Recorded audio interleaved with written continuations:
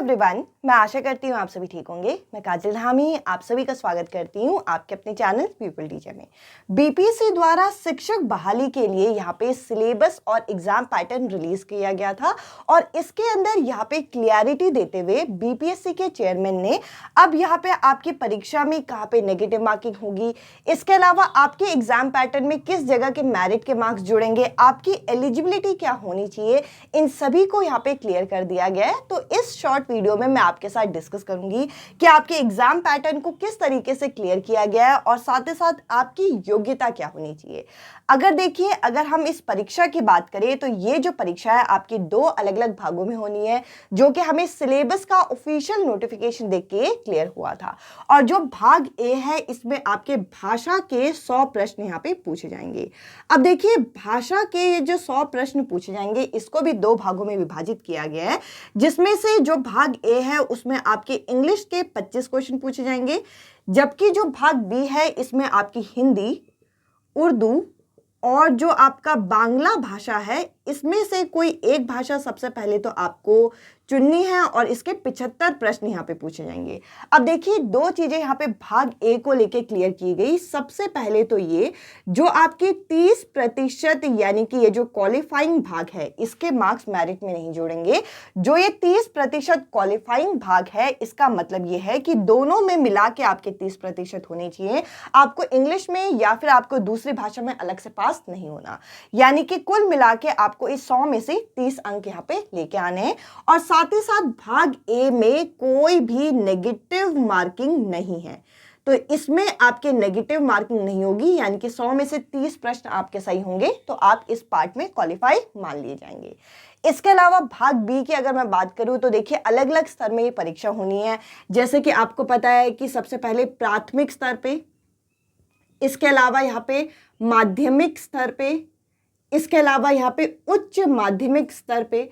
पर अगर मैं यहाँ पे बात करूँ इसके सिलेबस की या फिर आपके कुल अंक की, तो भाग बी जो है आपका 150 अंकों का है, जिसमें से प्राथमिक में आपके 150 अंक की यहाँ पे क्या पूछी जाएगी, सामान्य अध्ययन, जिसका एक सिलेबस हमें दिया गया है।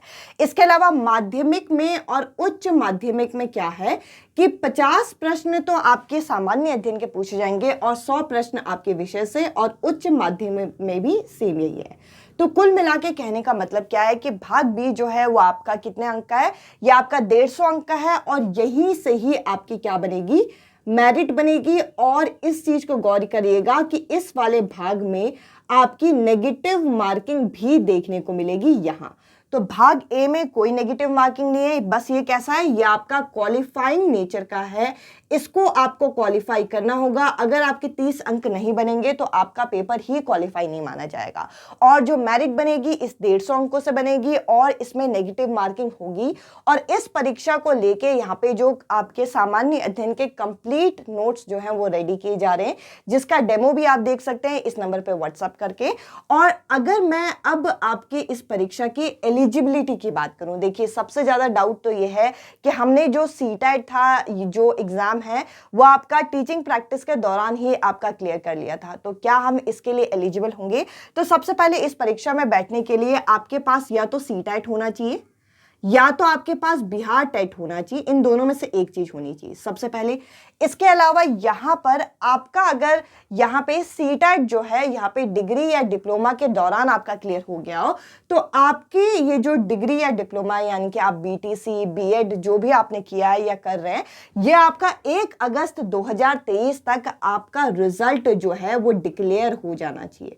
अगर आपका रिजल्ट आ जाता है 1 अगस्त 2023 तक, जैसे कि बहुत सारे कैंडिडेट ऐसे हैं या बहुत सारे एरिया ऐसे हैं जहाँ पे जून या जुलाई में परीक्षा होती है, अगर जून या जुलाई में आपके कॉलेज में परीक्षा होती है और अगस्त तक आपका रिजल्ट जो है वो घोषित हो जाता है, तो आप इस पेपर का फॉर्म भी भर पाएंगे। और अगर आपका सीटेट या बीटेट क्लियर है तो आप इस परीक्षा को क्लियर करके जॉब के लिए भी यहाँ पे एक तरीके से एलिजिबल हो जाते हैं।